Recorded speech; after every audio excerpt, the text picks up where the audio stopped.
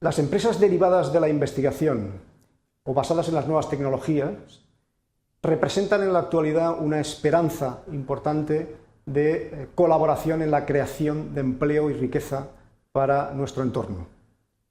Sin embargo, las esperanzas que se depositaban en este tipo de empresas, atendiendo a su tecnología innovadora y potencialmente de alto alcance, no son lo que uno cabría esperar. De manera que es conveniente analizar qué es lo que está ocurriendo para que no tengan ese éxito que se les presuponía. En principio, lo que vamos a sugerir y lo que vamos a ver en esta sesión es cómo la lógica que es necesaria para llevar estas empresas al mercado, para llevar esa innovación al mercado, es distinta a la lógica que han utilizado los propios investigadores para desarrollar su investigación.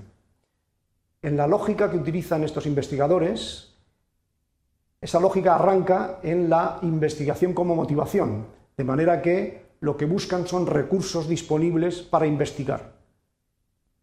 A través de subvenciones públicas o a través de convenios con las empresas, se enfocan en desarrollar esa investigación y captar recursos para ella. Esta no es la lógica que nos tiene que ayudar a llevarla luego al mercado. Si lo que queremos es ir al mercado, es decir, buscar recursos de los clientes que paguen por lo que esas empresas producen a partir de la investigación, tenemos que enfocar en lo que llamamos la propuesta de valor. Tenemos que definir claramente cómo lo que hacen esas empresas, esa investigación se incorpora a una propuesta de valor que es más allá que el producto y servicio, es todos los elementos complementarios que necesita el cliente para sacarle la utilidad a ese producto, a ese servicio que incorpora la tecnología. Si somos capaces de hacer esa transición a la propuesta de valor, podremos captar sus recursos y esos recursos nos servirán no solo para mantener la empresa, sino incluso para reinvertir en más investigación. De manera que se establece un círculo virtuoso entre las dos lógicas cuando efectivamente hemos sido capaces de poner en marcha la segunda lógica. Ahora bien, esta transición no es inmediata. En ocasiones tenemos que pasar incluso por una lógica intermedia, que es la lógica que llamamos del emprendedor.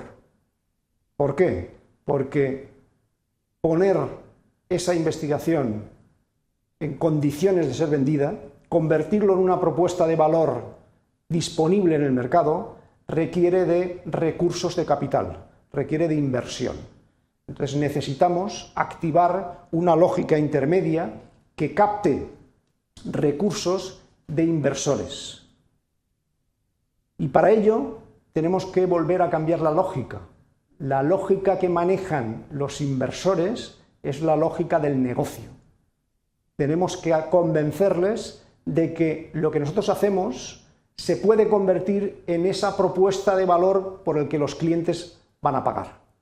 De manera que, si somos capaces de hacer ver el negocio que hay en nuestra propuesta, conseguiremos esos recursos de capital y podremos efectivamente configurar esa propuesta de valor para el mercado. Se establece pues un tercer círculo que arranca en la visión emprendedora, que define el modelo de negocio, o debe definir el modelo de negocio, y con esto captaremos recursos de capital. Lo que llamamos en los últimos tiempos business angels son personas, son empresas que se especializan en esto, en analizar si el modelo de negocio que les proponemos tiene visos de convertirse en un éxito en el mercado. Si ellos lo ven así, nos aportarán recursos. Y de esta manera entraremos en el círculo virtuoso completo, es decir, es el mostrado por las líneas verdes en la figura. A partir de la investigación desarrollada, pasando por el modelo de negocio, podemos ofrecer en el mercado la propuesta de valor.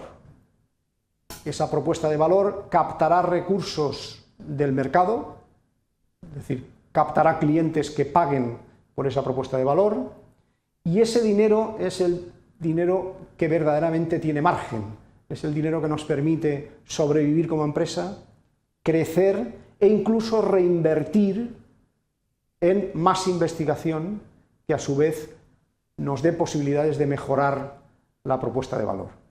Este círculo virtuoso es en el que tenemos que enganchar. Si los investigadores no son capaces de ver estas dos lógicas distintas a la que a ellos les ha permitido desarrollar esa investigación prometedora, no podremos convertir en negocio lo que en principio es algo que promete serlo.